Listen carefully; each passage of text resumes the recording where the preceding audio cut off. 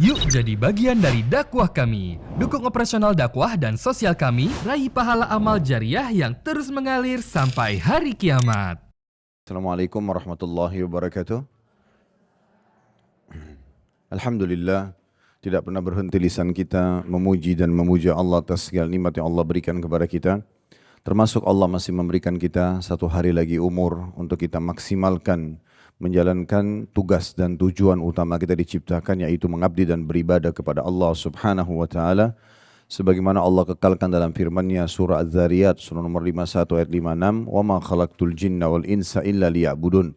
Aku tidak menciptakan jin dan manusia kecuali untuk mengabdi dan beribadah kepadaku. Kalau hari ini dan sebelumnya kita sudah maksimalkan dalam ibadah, kita pertahankan dan bersyukur kepada Allah. Kalau di masa lalu masih ada kekurangan-kekurangan, kesalahan kita, maka maksimalkan hari ini untuk bertaubat atau kembali kepada Allah Subhanahu wa taala agar kita selamat dari hisab tentunya dan juga selamat dari murka Allah Subhanahu wa taala. Selanjutnya kita panjatkan salam hormat kita kepada utusan Allah Nabi besar Muhammad sallallahu alaihi wa ala alihi wa sahbihi wasallam, sebagaimana Allah telah perintahkan kita untuk mengucapkan salam hormat tersebut. Baik, kita akan melanjutkan ibu-ibu sekalian kajian bedah buku kita 100 ide praktis mendidik keluarga menjadi saleh yang ditulis oleh Abdul Latif bin Hajiz Al-Ghamidi, dan kita akan masuk ke poin 33 pada kesempatan ini. Saya mengingatkan kembali bahasan kita yang lalu adalah poin 31 dan 32, masalah bagaimana membiasakan bersedekah itu hidup di dalam keluarga kita.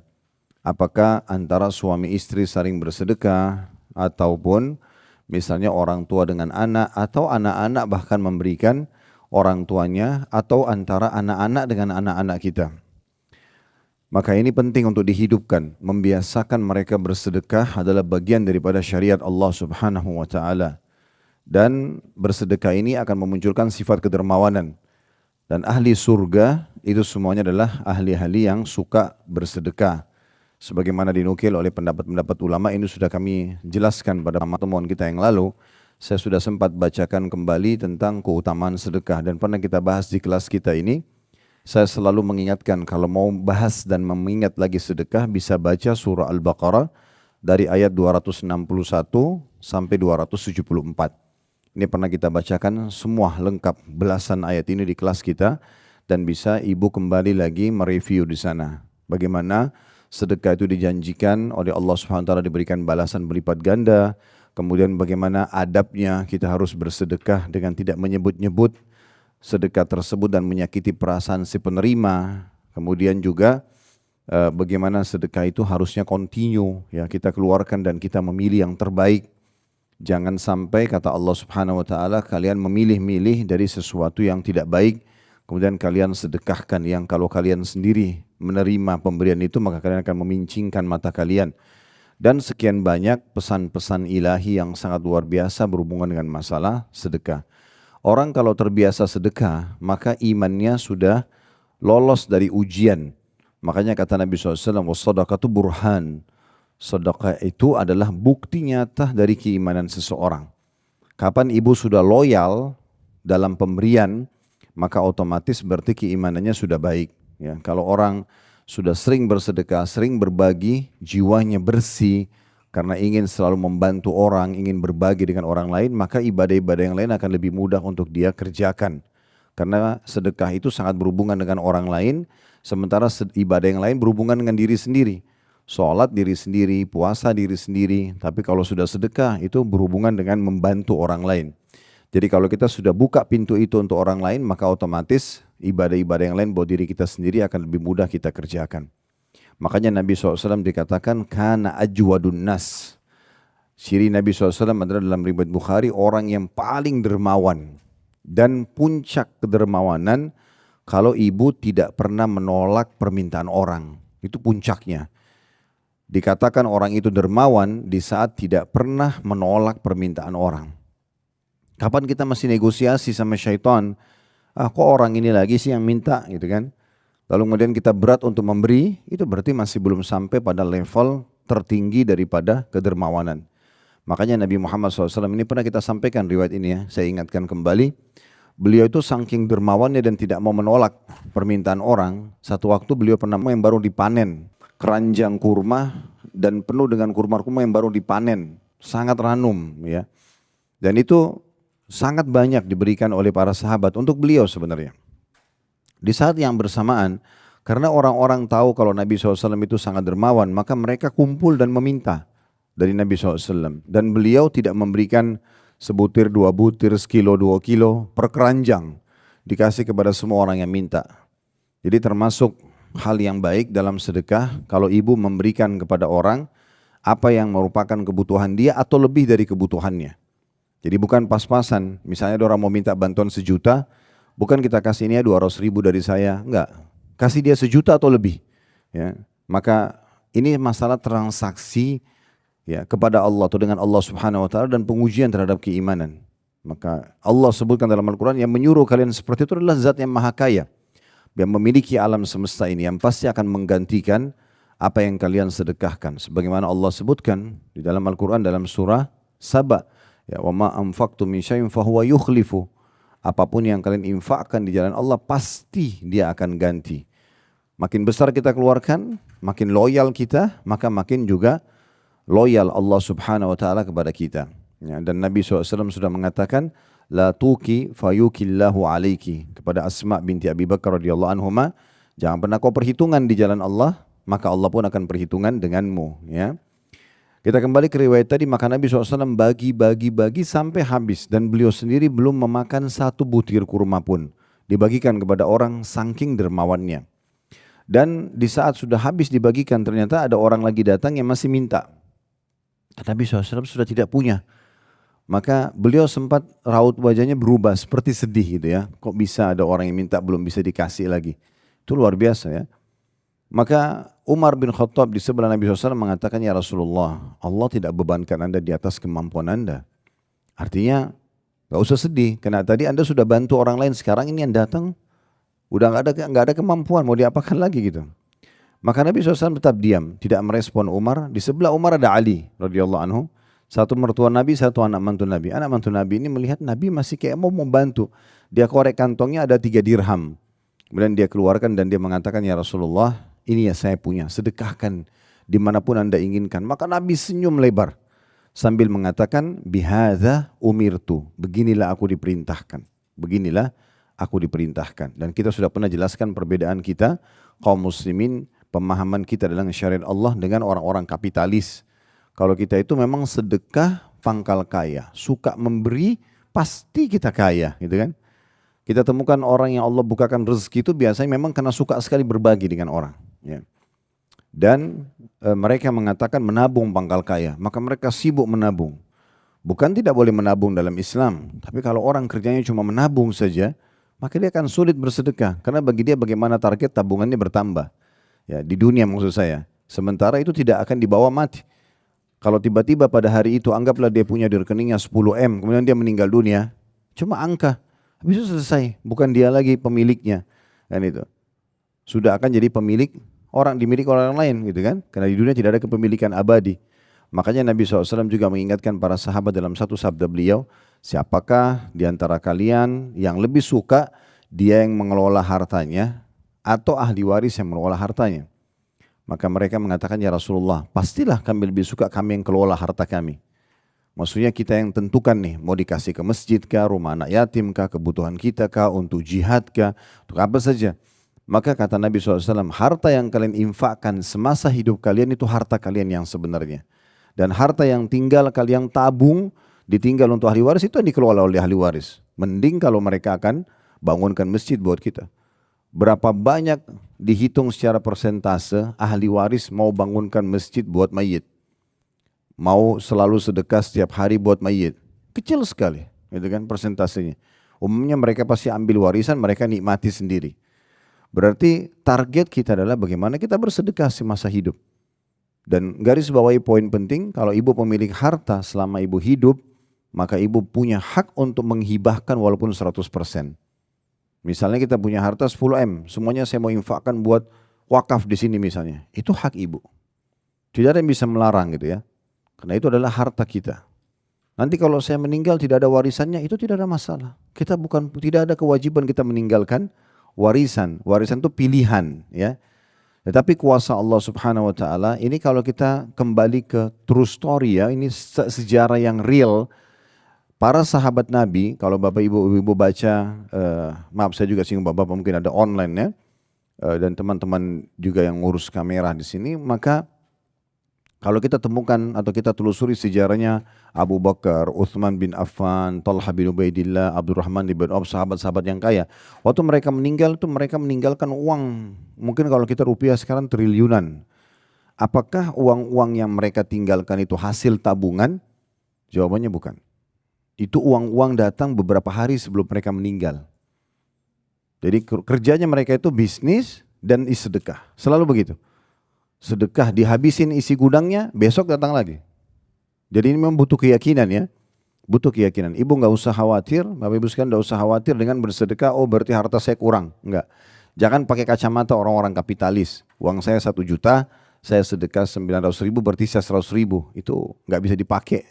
Kacamata seperti ini, hitungan begini tidak bisa dipakai dalam hukum syariat. Karena yang 900.000 ibu keluarkan itu investasi kepada Allah. Dan Allah mengatakan dalam surah Saba, pasti Allah akan gantikan. Itu kan selesai, clear. Ini memang pondasi agama kita keyakinan Bu. Ya, kita harus betul di atas keyakinan. Yakin benar apa yang Allah dan Rasulnya janjikan, maka kita mengikuti dan kita benarkan. Orang beriman dan amal soleh akan hidup bahagia di dunia, akan juga masuk surga di akhirat. Tidak ada keraguan. 0,5% pun tidak ada keraguan dalam masalah itu. Itu namanya keimanan. Sebagaimana orang-orang yang kufur, orang yang munafik, orang yang bakhil, itu akan sengsara dunia, sengsara akhirat. Itu tidak ada keraguan sama sekali. Sama sekali tidak ada keraguan. Mungkin ada yang mengatakan, bagaimana kami memahami keadaan ini dengan keadaan Palestina? Saya kemarin ketemu, baru balik umrah, ada salah satu jemaah kami orang Palestina. Kebetulan dari Gaza lagi.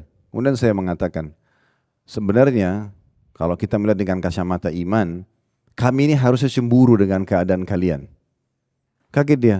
Saya bilang iya, karena Allah memilih kalian menjadi syuhada. Belum tentu kami bisa dapat itu. Keadaannya betul memang dibom, mati, hancur rumahnya. Dunia jadi kecil buat kalian sekarang. Kalau kami masih lihat dunia itu besar. Dengan hancurnya rumahnya, dengan meninggalnya kerabatnya, itu jadi kecil dunia bagi mereka.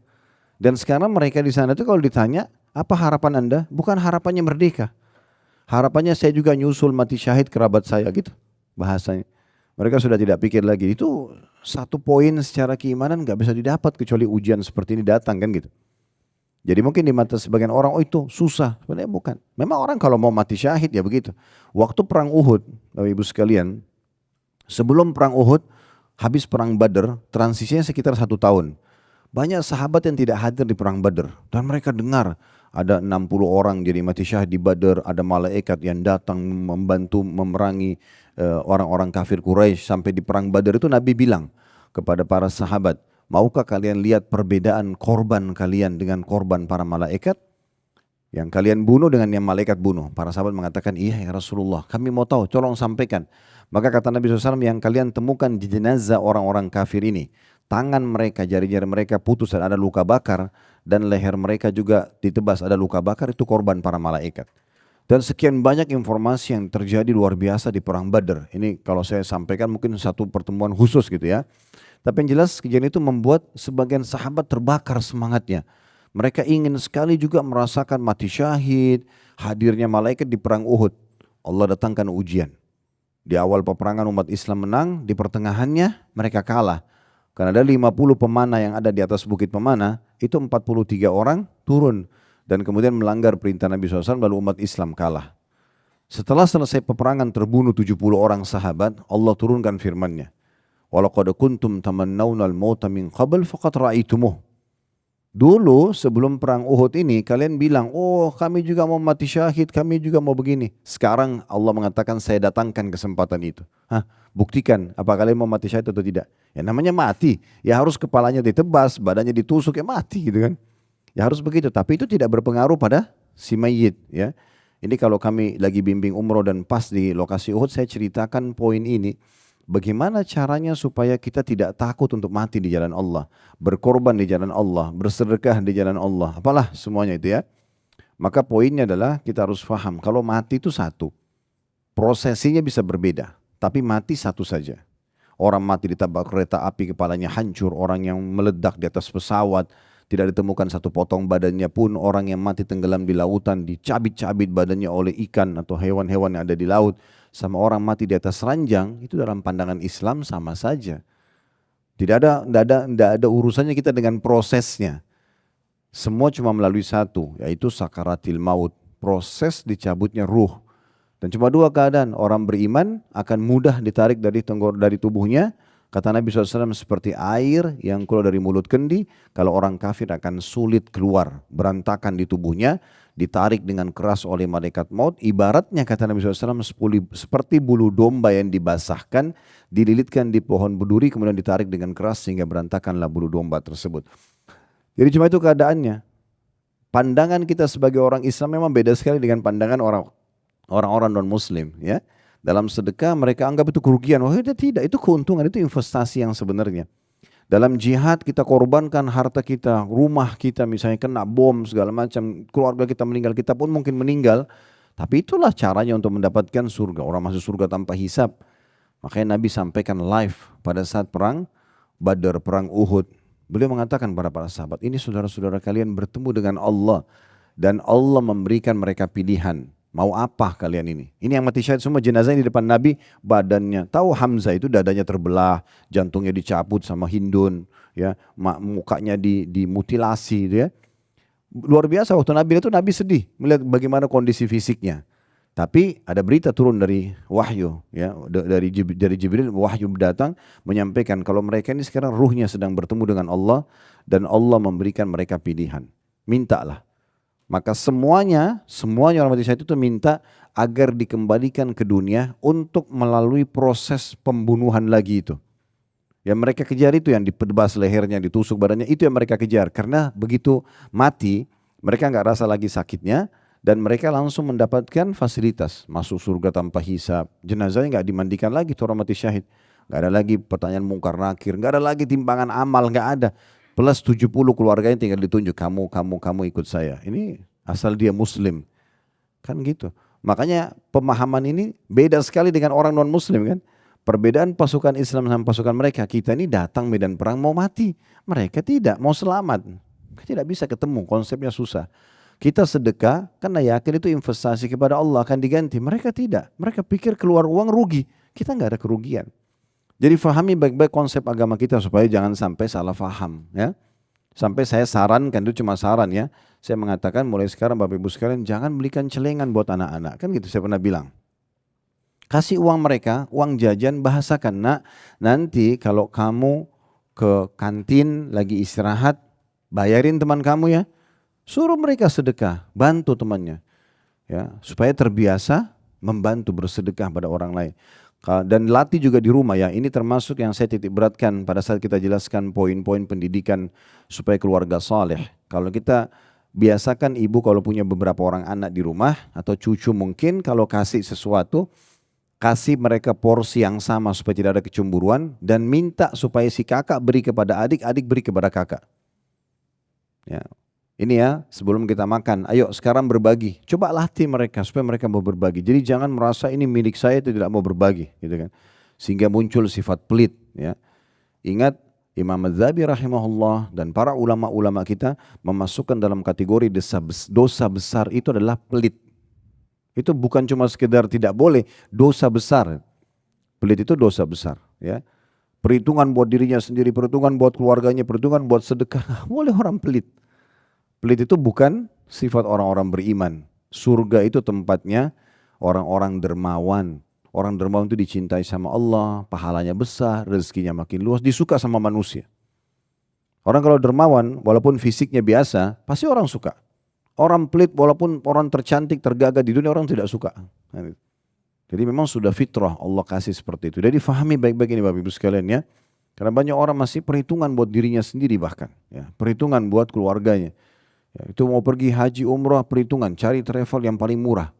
Padahal dia mampu. Kenapa harus seperti itu? Kenapa enggak berangkat saja? No Allah ganti. Lupakan saja travelnya. Travel itu cuma fasilitas. Tapi bagaimana kita buat diri kita sendiri, mau kita nikmatin kan gitu. Juga Allah akan ganti. Sama kita boleh nikmatin rumah yang bagus, kendaraan yang bagus, yang penting tidak berlebihan. Ingat sabda Nabi SAW, puncak kebahagiaan seorang hamba di 4 hal. Kalau berkumpul ini, pasangan yang baik, pasangan yang soleh atau soleha, kemudian tetangga yang baik, lingkungan yang sehat. Kita hidup di lingkungan yang bukan ugal-ugalan, orang yang memang berpendidikan segala macam. Ini biasanya kalau kita masa ini kan komplek perumahan apalah gitu ya.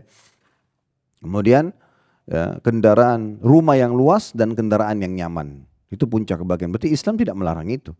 Silakan nikmati, tidak dilarang gitu kan. Makanya itu tidak bisa ketemu dengan orang yang pelit, nggak bisa. Ada orang pelit dengan dirinya sendiri pun. Dan puncak justru kesengsaraan di 4 hal. Pasangan yang buruk, ya. Kemudian tetangga yang buruk, rumah yang sempit, kendaraan yang tidak nyaman.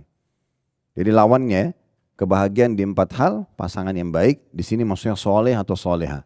Tetangga yang baik, lingkungan yang sehat, kemudian rumah yang luas dan juga kendaraan yang nyaman. Nah, begitu juga dengan lawannya, kesengsaraan di tempat, pasangan yang buruk, jauh dari agama, tidak mau sholat, pemabuk, judi, selingkuh, apalah, gitu kan.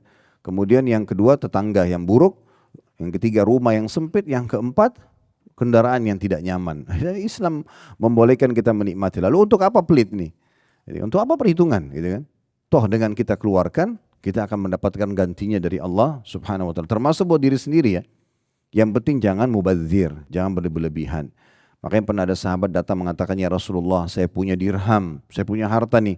Siapa yang pertama saya kasih? Kata Nabi, dirimu dulu. Pakai kebutuhanmu dulu. Kemudian siapa lagi ya Rasulullah? Anakmu. Siapa lagi ya Rasulullah? Istrimu. Siapa lagi ya Rasulullah? Pembantumu, sampai pembantunya disuruh kasih. Ada orang di antara kita subhanallah sejadah mukena aja gak pernah kasih pembantunya. Ya. Padahal kesempatan cari pahala. Ya. Dan kalau kasih orang gak usah setengah-setengah, selalu yang bekas, sudah sobek, ya daripada dibuang kasih orang. Nanti pahalanya juga daripada itu ya. Ya, kasih yang baru kenapa? Apa salahnya kasih mukena yang baru, sejadah yang baru, Quran yang baru kan gitu. Itu sangat bagus. Bukan berarti tidak boleh memberi dengan yang bekas ya, kalau kita memang sudah tidak pakai. Tetapi kalau kita niat ingin bersedekah, berikan yang terbaik. Nah ini semuanya gambarannya sudah pernah kita jelaskan. Cuma saya ingatkan kembali agar kita faham pondasi agama kita berbeda sekali dengan orang-orang non-muslim. Apalagi pemahaman kapitalis yang banyak tersebar di tengah-tengah kaum muslimin. Mereka mengajarkan pelit, perhitungan. Ya, sehingga tidak ada sama sekali poin yang bisa disentuh dari sisi sedekah. Saya pernah duduk dengan seorang trainer nasional kita. Kemudian ngobrol-ngobrol tentang masalah perkembangan perusahaan itu ya. Dia bilang ada satu poin Ustaz, dari sekian ratus perusahaan yang saya bantu untuk peningkatan omsetnya, kemudian peningkatan skill SDM-nya segala macam gitu. Dia bilang ada satu poin yang membuat saya bingung dan ternyata hampir semua trainer dunia itu juga bingung gitu kan. Ada dinamakan dengan perusahaan spiritual. Sebenarnya perusahaan spiritual ini itu bukan dia masjid atau apa gitu, bukan sebuah yayasan sosial yang akhirnya mereka tuh punya bisnis, bukan. Tapi perusahaan yang peduli dengan sedekah. Jadi beda. Di saat pandemi pun kemarin itu kebanyakan perusahaan yang bertahan justru yang suka bersedekah. Ada satu jemaah saya mengucapkan satu kata yang luar biasa setelah didengarkan banyak ceramah kami tentang sedekah. Dia mengatakan, Ustadz, saya benar-benar menemukan sedekah ini luar biasa. Saya makin menghadapi masalah, makin saya sedekah. Dapat solusinya. Lagi ada masalah, solusinya langsung sedekah. Karena memang Nabi SAW mengatakan dalam hadits riwayat Tirmidzi, bantulah semua urusan kalian dengan sedekah. Bantu dengan sedekah. Maksudnya mudahkan itu dengan cara memberikan sedekah kepada orang lain. Dalam riwayat lain, obati orang sakit kalian dengan sedekah. Sakit itu sedekah dulu, baru ke dokter. Gitu. Itu sangat luar biasa. Berarti kan kita betul-betul dilarang untuk tidak perhitungan. Keluarkan aja. Selama di jalan yang benar ya. Dan jangan berlebihan. Kita boleh nikmatin kendaraan yang bagus, rumah yang bagus, tapi tidak usah berlebihan. Punya 10 mobil untuk apa?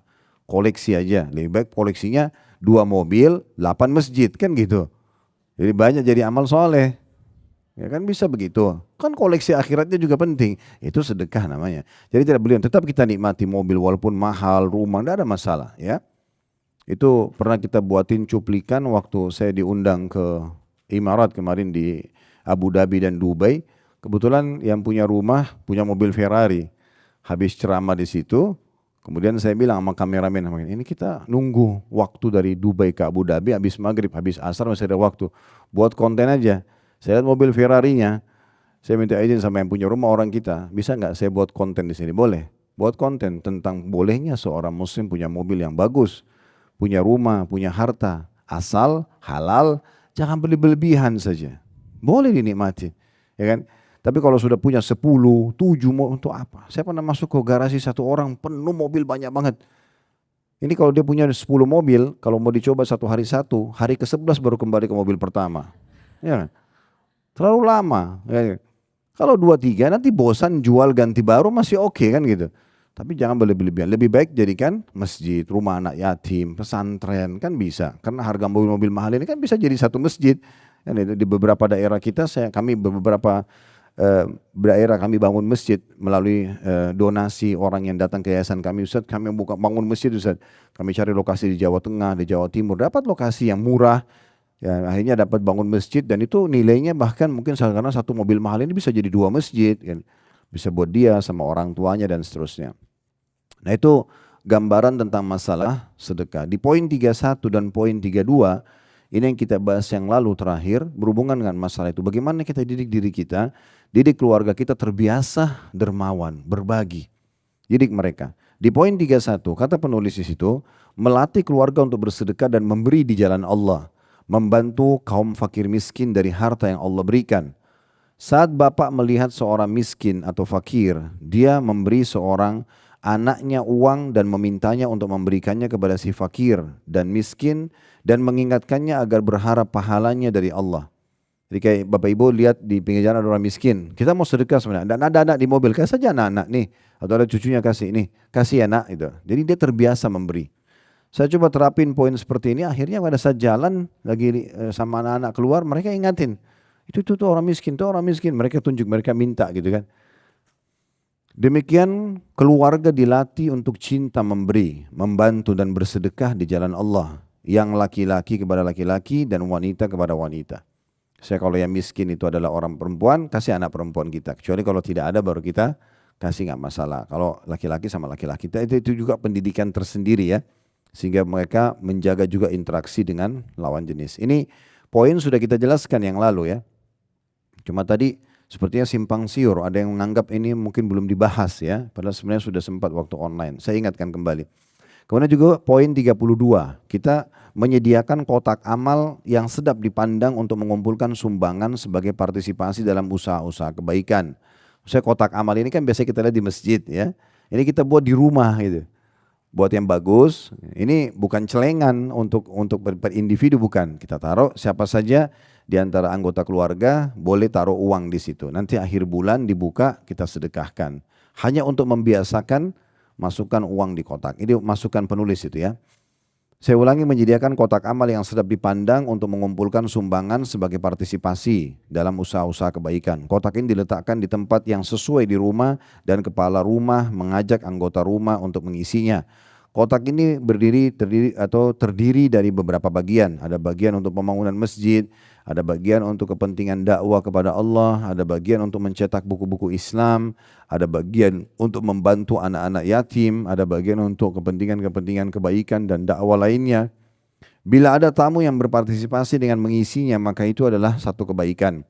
Kotak ini dibuka dalam waktu tertentu dan disaksikan oleh semua pihak, dihitung bersama, diserahkan kepada pos penerima secara bersama untuk menumbuhkan kebersamaan dalam kebaikan di antara mereka. Jadi misalnya Bapak Ibu mau didik anaknya, kita sudah niat nih, 1 bulan kita mau keluarin bisa angka 1 juta rupiah. Lalu kemudian kita bisa bagi angka itu yang kita sebar kepada anak-anak, diberikan setiap hari 20.000 rupiah misalnya setiap anak, masukkan kotak amal itu ya. Kan karena mereka belum punya income kita yang kasih. Tapi kebiasaan masukin di kotak amal itu sebuah pendidikan tersendiri. Ya. Itu yang kita inginkan. Akhir bulan kemudian kita coba untuk buka kotak amal itu, perlihatkan semuanya lalu kita hitung, lalu kita ajak mereka partisipasi. Kan tidak ada salahnya kita ajak anak-anak untuk beli misalnya di weekend ke satu minimarket saja dekat rumah, beli snack-snack misalnya kita bungkus ya seperti kado kecil. lalu kemudian kita jalan. Saya pernah buat sama anak-anak gitu ya, kemudian coba ajak keluar, mereka berbagi itu mereka senang banget itu ya, berbagi akhirnya jadi satu pola. Biasanya orang anak-anak seperti ini nanti ke depannya pasti akan punya yayasan sosial, mereka sudah terbiasa dengan jiwa sosial itu begitu ya, karena sudah dididik gitu ya. Baik, kita akan masuk sekarang. Ini saya tidak akan ulangi lagi. Kita sudah memakan waktu cukup 20 menit kurang lebih untuk menjelaskan kembali 2 poin ini. Tapi nggak masalah, yang penting kita ingatkan gitu ya. Baik, kita akan masuk ke poin 33. Jadi kiat yang ke-33. Ini berbeda dengan masalah sedekah. Beliau mengatakan mengadakan umroh bersama keluarga. Mengajari mereka syiar-syiar dan tempat-tempat utama untuk ibadah yang penuh kebaikan ini. Jadi maksudnya membiasakan keluarga untuk bolak-balik mengerjakan ibadah umroh, gitu kan? Walaupun sudah pernah diajak lagi, karena tidak akan ada yang bisa dibawa oleh anak-anak kita pada saat pulang umroh kecuali keimanan. Itu oleh-oleh yang paling mahal. Mereka lihat Ka'bah, mereka tawaf, mereka ikut sholat. Mereka diajari berdoa, kalau di travel itu ada ustadz yang pandu bisa sambil konsultasi gitu kan. Dan kita aman, anak-anak kita karena tidak ada karaoke, tidak ada diskotik, tidak ada perempuan tidak berhijab. Semuanya aman-aman saja kalau dibawa ke Mekah atau Madinah, walaupun berulang-ulang gitu kan. Dibandingkan banyak orang, mohon maaf saya tidak tahu Bapak Ibu punya program apa dengan keluarga. Tapi kalau kita bawa misalnya ke negeri orang non muslim, apa yang terjadi? Kalau kita sama suami misalnya, atau ibu sama suami, atau suami sama istrinya lagi nikmatin malam atau sama-sama di kamar misalnya, mau tidak mau pasti akan ada waktu berdua. Anak-anak akan sendiri. Anak-anak itu pasti akan mencari hiburan di negeri itu. Apa hiburannya di sana? Mereka akan pakai fasilitas itu. Apakah tontonan, apakah keluar. Ini berbahaya sekali dan hiburan mereka sudah tahu arahnya kemana. Gitu kan? Mabuk-babukan lah, ke diskotik lah, inilah, itulah dan segala macam. Ini bahaya sekali. Sekali saja anak berinteraksi dengan seorang pelacur, maaf, dan membawa penyakit, maka itu berbahaya sekali. Sudah cukup merusak hidupnya sepanjang dia hidup, ya. Rusak dengan masalah seperti itu. Nah di sini penulis mengajak agar mengulang-ulangi ibadah ini. Dan subhanallah kalau ini tertanam dalam hati Bapak Ibu sekalian, ini sebuah karunia yang luar biasa. Karena banyak orang tinggal di Saudi pun belum pernah umroh seumur hidupnya. Ya, ada orang di Mekah belum pernah masuk ke Masjidil Haram. Ya, kemarin saya cerita itu dengan Syekh Jumhur. Syekh Jumhur ini salah satu akunting yayasan sosial yang ada di Palestina. Biasanya kalau ada sumbangan yang dititipkan pada kami ketemu dengan beliau di Mekah, kemudian beliau membawa ke Palestina. Kemarin kebetulan saya sampaikan saya akan datang ke Mekah, beliau datang juga gitu ya. Setelah ngobrol-ngobrol tentang poin ini, beliau mengatakan di dekat Aqsa dia bilang, ada satu orang yang cerita ini anaknya bapak itu. Bapaknya sampai meninggal umurnya 80 tahun, satu kali pun tidak pernah masuk ke Masjid Aqsa. Padahal dekat sekali, dia punya toko di sebelah Aqsa itu. Jadi memang taufik dari Allah Subhanahu Wa Taala. Kalau hati kita tergerak mau mengerjakan satu ibadah itu Allah pilih kita. Karena banyak orang tidak tergerak hatinya. Hampir mayoritas jemaah haji kami yang pergi haji, padahal mereka rata-rata itu orang mampu. Karena paketnya yang dipilih itu paket menengah ke atas gitu kan. Tapi belum pernah haji. Ada yang bahkan sudah sampai ubanan gitu kan. Sudah putih semua rambutnya. Alhamdulillah dia masih pergi haji. Itu kewajiban. Tidak boleh ya Bapak Ibu punya kemampuan, harta, punya kekuatan fisik lalu nunda haji. Nggak boleh, bisa dosa. Di tahun itu berangkat. Apalagi sekarang fasilitasnya banyak sekali kan gitu. Ada orang yang mau berangkat langsung seperti visa furoda misalnya, dia bisa langsung berangkat, memang lebih mahal. Toh Allah akan ganti kan itu. Jadi jangan ditunda-tunda karena kewajiban yang pertama itu. Di sini diangkat riwayat oleh beliau di halaman 43. Saya baca bahasa Arabnya dulu. Kanat Asma'u bintu Abi Bakrin radhiyallahu anhuma idza marrat bil hajumi taqul sallallahu ala rasulihi wasallam laqad nazalna ma'ahu hahuna wa nahnu yawmaidin khifaful haqaib qalilun zahruna qalilatun azwaduna fa'tamarna ana wa ukhti Aisyah wa Zubair wa fulan. Bila Asma binti Abi Bakar radhiyallahu anhuma, Asma istrinya Zubair, ya ini termasuk ipar Nabi SAW, karena Asma sama Aisyah saudara. Asma binti Abi Bakar mengatakan pada saat melewati Al-Hajun, ya ini sebuah wilayah di Mekah, dia mengatakan semoga salawat dan salam dari Allah kepada Rasulnya. Beliau kayak seakan-akan berterima kasih pada Nabi Beliau mengatakan kami pernah singgah di sini bersama beliau. Saat itu kantong-kantong barang bawaan kami masih ringan. Kami nggak punya banyak harta. Hewan tunggangan kami masih sedikit. Bekal kami juga sedikit. Tapi aku dan saudariku Aisyah juga Az-Zubair, suaminya Asma. Dan fulan juga fulan menunaikan ibadah umroh. Ya. Hadis ini disebutkan oleh Imam Muslim. Ada pun di bawah Sahih Muslim jadi 2 halaman 741. Riwayat ini menjelaskan kepada kita walaupun cuma sebuah riwayat yang diangkat oleh beliau. Riwayat menjelaskan bagaimana Nabi SAW memotivasi umatnya untuk mengerjakan ibadah umrah walaupun dia tidak mampu. Asal masih cukup untuk perjalanan, lakukan. Ada satu jemaah haji kami, ini cerita sama saya langsung, habis sarapan pagi, kemudian ngobrol. Waktu itu kami pakai visa furoda mungkin sekitar 3 tahun, 4 tahun. Pas habis pandemi pertama kali haji waktu itu. Kemudian dia ngobrol habis sarapan sama saya, Ustaz, saya mau cerita pengalaman. Saya bilang silakan. Beliau jadi importir kain sekarang ya, termasuk besar di Indonesia. Dia bilang, saya mau cerita Ustaz, tentang masalah biaya keberangkatan kita. Keberangkatan visa furoda itu di atas 400 juta, 450 juta ke atas gitu. Maka dia bilang, saya ini dulu Ustaz, sekitar mungkin 2-3 tahun yang lalu orang tidak mampu. Saya nggak bisa, bayar gini itu menghayal.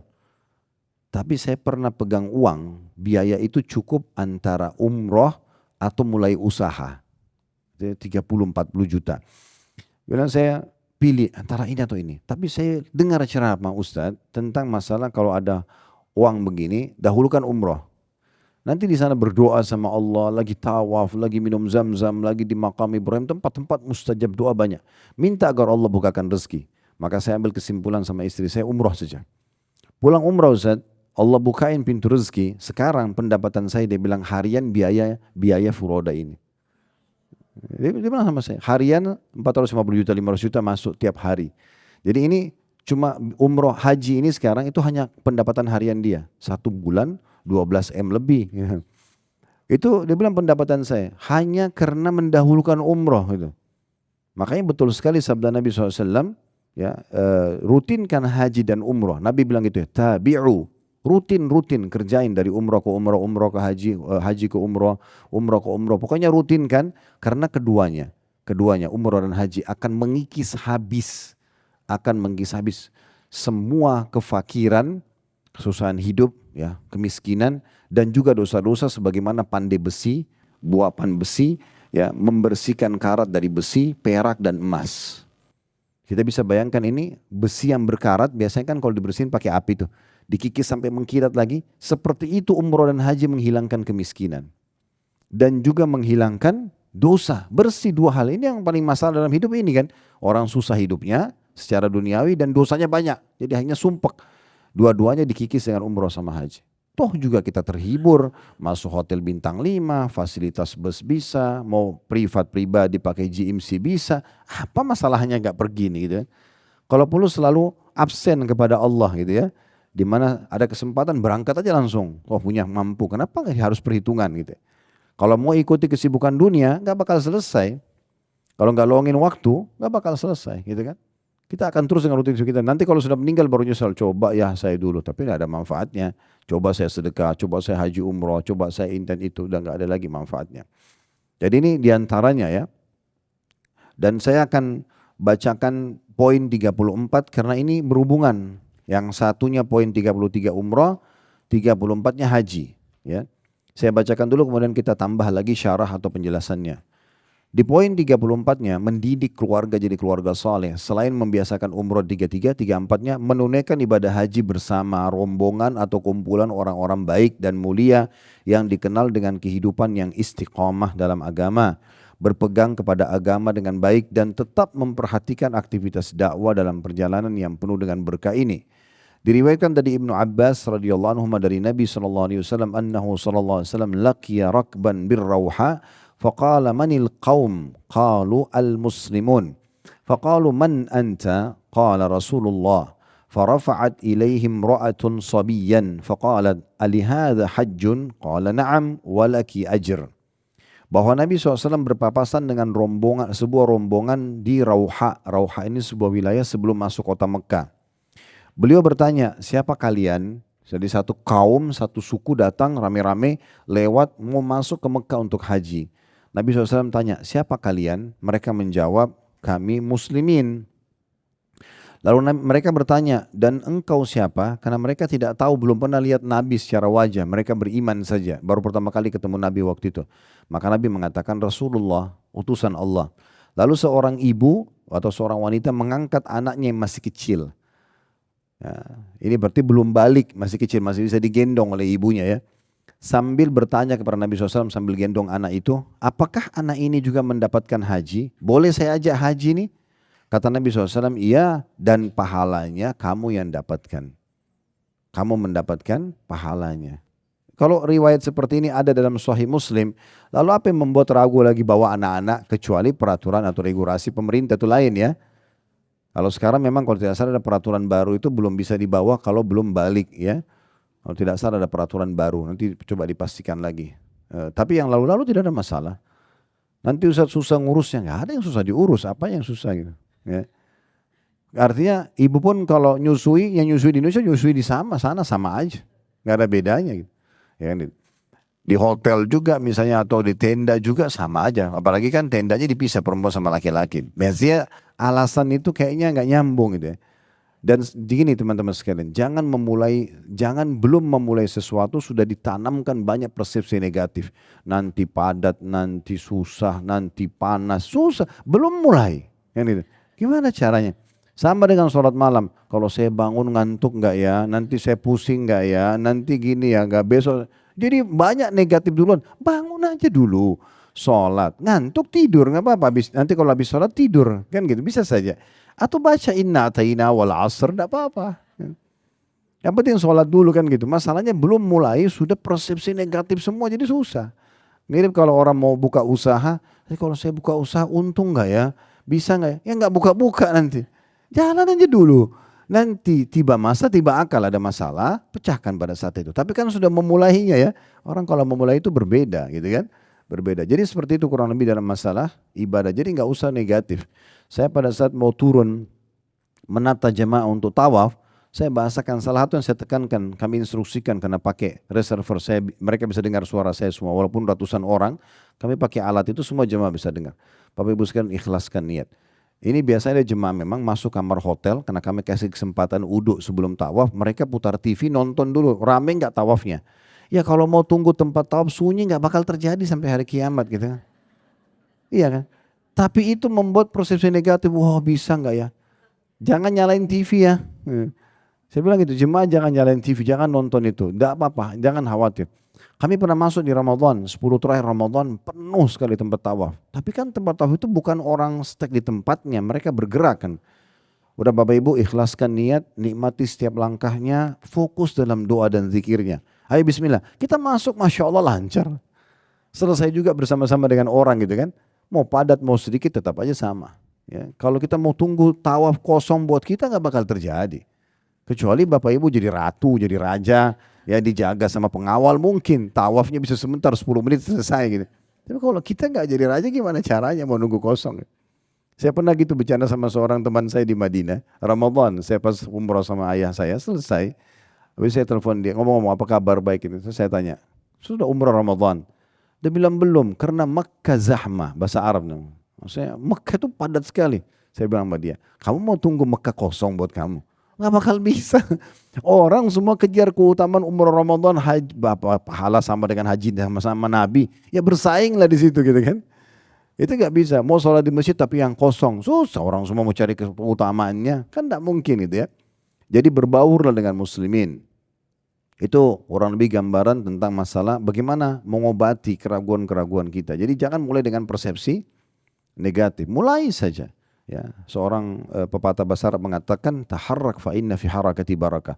Bergerak dan mulai dulu, nanti baru datang keberkahan. Gitu kan? Kalau kita selalu persepsi negatif, tidak memulai-mulainya, maka pasti akan negatif semua persepsi kita. Kalau kita bicara tentang keutamaan umroh haji banyak sekali, ya, banyak sekali dan ini sering kami sampaikan dalam manasik tentang masalah itu. Tapi banyak hadis-hadis mulia, diantaranya sabda Nabi SAW waktu ditanya oleh seorang kaum Ansar di musim haji, ya Rasulullah, apa yang saya dapatkan kalau seandainya saya melaksanakan ibadah haji ini, gitu kan? Tadinya dia mengatakan, ya Rasulullah, saya datang mau bertanya. Nabi bilang, saya yang jelaskan kepada kamu pertanyaanmu, atau kamu yang sampaikan sebagai mujizat. Nabi bisa sampaikan pertanyaan sebelum dia bertanya. Maka dia mengatakan, ya Rasulullah, tolong jelaskan kepada saya. Kata Nabi SAW, kamu kan datang untuk bertanya. Semenjak keluar dari rumahmu menuju ke Baitullah di Mekah, kau dapat apa? Kemudian kamu tawaf, dapat apa? Kemudian kamu juga sholat di belakang makam Ibrahim, kamu dapat apa? Kemudian kamu sa'i antara Safa dan Marwah, kamu dapat apa? Kemudian juga ukuf di Arafahmu, kamu dapat apa? Kemudian juga pada saat kamu kurban, ya, karena ada motong hewan di haji tamattu, kamu dapat apa? Dan juga jumroh kamu dapat apa? Serta tahallul kamu, cukur rambut, kamu dapat apa? Orang itu mengatakan, ya Rasulullah, demi Allah itu yang saya mau tanya. Orang ini belum tanya, Nabi sudah tahu gitu. Maka Nabi bilang, keluar kamu dari rumahmu, itu tidak ada satu langkah yang kamu angkat dan kamu letakkan. Kecuali dengan langkahmu itu Allah catatkan satu pahala, Allah hapuskan satu dosa, Allah angkat satu derajat. Ibu pergi ke satu travel mau daftar, melangkah itu sudah mulai dihitung. Satu langkah pahala, satu langkah penghapusan dosa, satunya lagi diangkat derajat. Jadi 3 hal ini bersatu dalam langkah-langkah kita. Ampuni dosa satu, dicatat satu pahala, diangkat satu derajat, satu kaki yang sebenarnya juga sama. Begitu terus, berapa langkah ini? Kalau naik motor, roda motor, naik mobil, roda mobil, naik pesawat, baling-baling pesawat. Bagaimana hitungannya, biarin saja. Allah yang hitung, bukan tugas kita. Ya. Tugas kita cuma meyakini masalah janji tersebut. Ini luar biasa, setiap langkah. Jadi mulai manasik, pergi bandara, terbang, take off, ya, naik bus, menuju ke hotel, sampai kita selesai umroh dan pulang lagi, semua pahala. Kemudian tawaf, engkau tawaf dalam kondisi tidak ada lagi dosa-dosamu, digugurkan dosa dengan tawaf. Sholat di belakang makam Ibrahim yang kamu kerjakan 2 rakaat, ini kurang dari 3 menit atau 5 menit. Rakaat pertama Al-Fatihah sama Al-Kafirun, rakaat kedua Al-Fatihah sama Al-Ikhlas, ya. Itu sama pahala yang bebasin 1 budak dari anak Ismail. Ya. Kalau kita mau supaya faham budak ini, di masa sekarang tidak ada.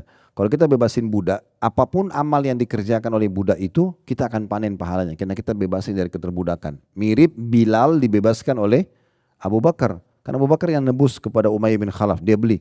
Semua amalnya Bilal, Abu Bakar panen. Nah kita sholat 2 rakaat itu dapat pahala seperti bebasin 1 budak dari anak Ismail. Lalu kata Nabi SAW, engkau sa'i antara Safa dan Marwah 7 kali kan. Safa ke Marwah 1, Marwah ke Safa 2, 7 kali. Dimulai dari Safa, diakhiri dengan Marwah. Ini kata Nabi SAW sama dengan engkau bebasin 70 budak. Artinya Safa ke Marwah 10 budak, Marwah ke Safa 10 budak, terus begitu 7 kali berarti 70 budak kita bebasin. Kalau rasionalnya bebasin budak itu berarti seperti beli manusia ya. Beli manusia, itu beli manusia mahal. Kalau misalnya pun ada perbudakan sekarang pasti mungkin satu manusia 100 juta, mahal untuk bebasin mereka gitu kan. Di masa dulu juga sudah mahal, tapi kita bisa dapat pahala itu walaupun tidak ada pembebasan budak di masa sekarang. Kemudian kata Nabi SAW, sementara wukufmu di Arafah, maka Allah Azza wa Jal turun ke langit bumi dengan kemahakuasaannya dan kemahaagungannya, lalu berkata kepada para malaikat, lihatlah hamba-hambaku itu. Mereka datang ke sini dalam kondisi berdebu, mengharapkan rahmatku. Maka kalian semua hai malaikatku, miliaran malaikat Allah suruh menjadikan saksi kalau dosa-dosa mereka sebanyak butiran pasir, tetesan hujan, ataupun buih di lautan, aku maafkan. Semua dimaafkan dosanya, hanya hadir 1 hari Arafah itu, tanggal 9 Zulhijjah. Kemudian Allah berfirman kepada para hamba-hamba yang hadir di Arafah, bubarlah kalian dalam kondisi dosa-dosa kalian sudah dimaafkan. Sementara kurban kalian disimpan pahalanya di sisi Tuhan kalian, dalam riwayat yang dikatakan sejalan dengan firman Allah Subhanahu wa taala, fala ta'lamu nafsum ma ukhfiya min qurrati a'yun jazaa'an bima kanu ya'malun. Banyak jiwa nanti di surga yang tidak sangka mereka akan diberikan balasan yang memuaskan jiwa mereka. Di antaranya salah satunya adalah karena kurban yang mereka lakukan di musim haji itu. Mereka akan diberikan fasilitas tambahan justru karena amal tersebut. Sementara engkau menyukur rambutmu, maka ketahuilah 2 riwayat. Riwayat yang pertama mengatakan setiap helai rambut dicatatkan 1 pahala dan dihapuskan 1 dosa setiap helai rambutnya. Kemudian ya, riwayat lain menyebutkan itu akan menjadi cahaya untuknya pada hari kiamat. Jadi sekian banyak keutamaan yang luar biasa, yang kalau kita mau hitung dengan uang yang kita keluarin, dapat fasilitas bintang 5, makannya 3 hari sehari, Pak, tendanya pun AC, terus dapat pengampunan dosa. Dan kata Nabi SAW, wal hajjatul mabrur laysa lahu jaza illal jannah. Dan haji yang mabrur ikutin syarat dan rukunnya, tidak ada balasannya kecuali surga. Lalu apalagi yang membuat ragu ini? Oh, usaha saya lagi kembangin, oh kesibukan. Ini nanti akan menyesal hari kiamat ya. Jadi jangan ditunda-tunda di masa itu. Dan para ulama dulu menjadikan umroh dan haji itu adalah ajang mereka bertemu seperti orang yang sedang absen kepada Allah Subhanahu wa ta'ala. Mereka harus selalu hadir di situ. Makanya kalau tidak salah seorang tabi'in bernama Salamah bin Dinar pernah menasihatin murid-muridnya sambil mengatakan, bagaimana cara menjadi orang yang paling bahagia? Dia mengatakan jangan pernah ada satu perintah Allah yang sedang datang waktunya dan tempatnya kecuali kamu ada di situ dan nomor satu hadir. Panggilan azan sudah ada duluan di situ ya. Walaupun kita sholat di rumah kalau ibu misalnya, tapi azan sudah sholat duluan. Sehingga Allah melihat kita orang yang pertama ada di situ. Panggilan haji kita sudah ada duluan. Kesempatan umrah juga begitu, kesempatan sedekah begitu. Apa saja peluang bakti sama orang tua kita yang paling pertama dibandingkan saudara kita semuanya. Nah seperti itu orang yang paling dicintai oleh Allah Subhanahu wa ta'ala. Dan sekian banyak ya keutamaan-keutamaan. Berhubungan dengan masalah infak yang Bapak Ibu keluarkan dalam haji dan umrah itu disebutkan dalam sebuah riwayat yang sahih juga. Nabi SAW bersabda kepada Aisyah, sesungguhnya besarnya kadar pahala yang kau dapatkan sesuai dengan besarnya pengorbanan fisik ya, keletihan yang kau keluarkan dan harta yang kamu keluarkan. Jadi akan beda pahalanya orang mengeluarkan biaya sekian untuk umrah hajinya dengan orang keluarkan lebih sedikit. Itu beda pahalanya. Allah menilai juga pengorbanan tersebut ya. Dan dalam masalah ibadah terutama haji umrah Bapak Ibu sekalian ini tentang masalah niat sebenarnya. Kalau saya lihat ya. Jadi lupain dulu masalah kesiapan uangnya. Kalau Bapak Ibu bilang begini, saya mau haji deh tahun ini. Terus misalnya mulai DP nih, ini saya DP aja. Allah mudahin aja itu, walaupun kita belum pegang uang. Gitu kan. Tapi kalau kita memang kayaknya saya belum bisa, sudah nanti tahun depan aja. Ya udah sesuai dengan niatnya, tahun depan. Oh nanti 5 tahun lagi, sudah 5 tahun lagi. Ya itu. Sesuai dengan niatnya. Jadi innamal a'malu binniyat. Tapi kalau orang niat begitu, ingin diberikan segera, Allah akan punya cara untuk memberikan kepada dia. Di musim haji, di musim umrah Ramadan, salah satu waktu juga, ini sebelum pandemi, kami turun di hotel di Tower Zamzam waktu itu, kemudian ada satu keluarga, saya tidak tahu kalau beliau itu juga datuk di Malaysia gitu ya. Kemudian dia ketemu saya, Assalamualaikum Ustaz Khalid, terus salaman, ya terima kasih, Alhamdulillah sering dengar ceramah, kita selalu ikutin dan segala macam. Terus dia bilang, salah satu potongan ceramah antum menceritakan tentang masalah kalau mau umrah haji ini, berazam bertekad aja. Coba bayar aja dulu berapa mampunya, selebihnya tawakal kepada Allah. Nanti Allah mudahkan. Dan itu terjadi pada saya. Dia tunjuk istri sama anaknya. Ini semua ini saya tidak punya uang untuk bayar mereka kemarin untuk umrah ini. Kesiapan dana cash tidak ada. Tapi begitu saya berazam coba kasih, Allah kayak kasih jalan. Ada saja jalannya terus saya bisa bayar mereka. Sekarang saya umrah Ramadan dan insya Allah kita duduk sampai lebaran gitu ya. Jadi memang ada hal yang berhubungan dengan masalah spiritual atau keimanan itu susah untuk dinilai. Tidak bisa ditangkap dengan akal manusia. Tadi saya bilang salah satu trainer nasional kita. Ngobrol sama saya, Ustaz, ada satu dalam peningkatan skill SDM di perusahaan atau tentang masalah peningkatan omset dan segala macam. Ada satu yang disepakati oleh semua trainer dunia umumnya. Dia bilang gitu ya. Ada company spiritual itu yang perusahaan yang penuh dengan spiritual ini. Itu susah dihitung. Karena kalau kita hitung secara hitung-hitungan sebenarnya modalnya sedikit, usaha produknya juga sedikit, tapi kenapa bisa omsetnya besar? Dari mana ini? Ternyata dia tuh suka bantu pegawainya, dia suka bantu tetangga di situ, dia ada kegiatan sosial apa. Ini mendatangkan sesuatu respon yang luar biasa.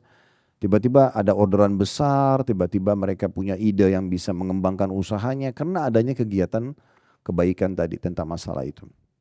Nah, ini program-program yang sangat menarik untuk bisa didalamkan atau diterapkan dalam kehidupan kita. Ini berhubungan dengan masalah sedekah dan juga haji dan umrah ya. Subhanakallahumma bihamdika asyhadu an la ilaha illa anta astaghfiruka wa atubu ilaik. Wassalamualaikum warahmatullahi wabarakatuh.